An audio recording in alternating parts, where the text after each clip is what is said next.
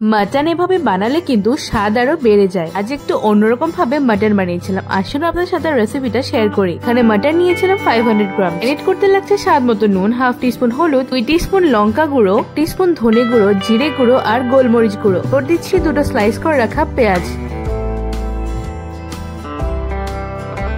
দিচ্ছি 2 টেবিলস্পুন টক দই,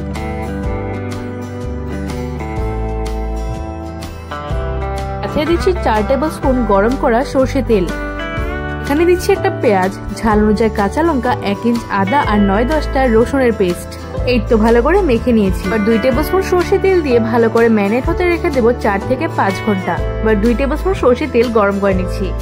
এই গরম হয়ে গেছে, দিয়ে দিচ্ছি হাফ টিস্পুন জিরে, লং, এলাচ আর দালচিনি, সাথে 2টো তেজপাতাও দিয়েছি। এবার সুন্দর একটা স্মেল চলে আসা অব্দি গরম হতে দেবো। আর 5টে রসুন কুচি দিয়ে ভালো করে একটু গোল্ডেন ফ্রাই করে নেবো মিডিয়াম ফ্লেমে।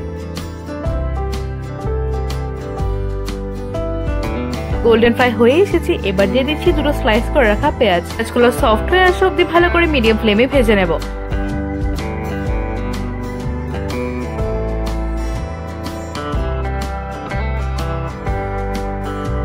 যে একটা পেস্ট বানিয়েছিলাম পেঁয়াজ, লঙ্কা, আদা, রসুনের, সেটা দিয়ে দিচ্ছি। মিডিয়াম ফ্লেমে ভালো করে কষে নেব যতক্ষণ না তেল ছেড়ে আসে।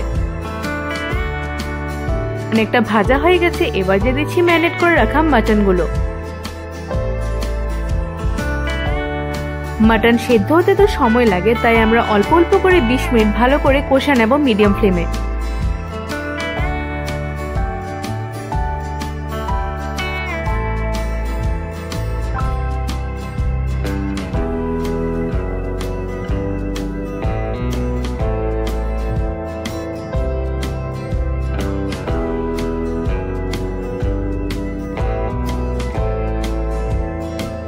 এখন 20 মিনিট পর কি সুন্দর তেল ছাড়া কিন্তু শুরু করে দিয়েছে।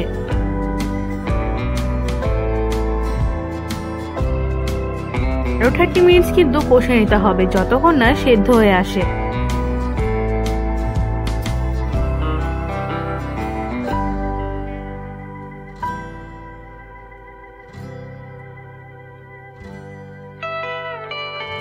অনেকটা কিন্তু কষে এসেছে, এবার দিয়ে দিচ্ছি কাঁচা লঙ্কা,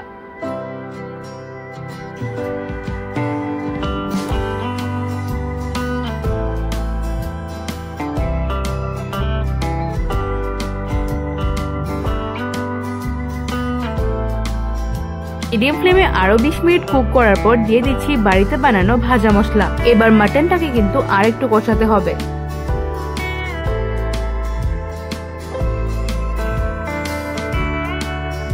মাঝে মাঝে কিন্তু আপনাদেরকে এটা নাড়াতে হবে, না হলে কিন্তু লেগে যাওয়ার চান্স থাকে।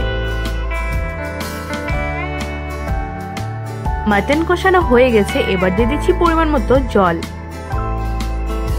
জল দিয়ে 3-4 মিনিট হাই ফ্লেমে ফুটিয়ে নিতে হবে। দিচ্ছি 1 টিস্পুন গরম মশলা, আর লো ফ্লেমে রেখে দেবো যতক্ষণ না তেল ছেড়ে আসে। লাস্টে ধনেপাতা কুচি দিয়ে অল্প নাড়িয়ে নামিয়ে ফেলবো।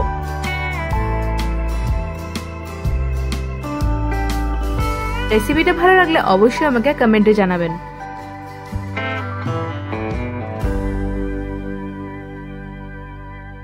এবার গরম গরম ভাত বা রুটি দিয়ে সার্ভ করুন।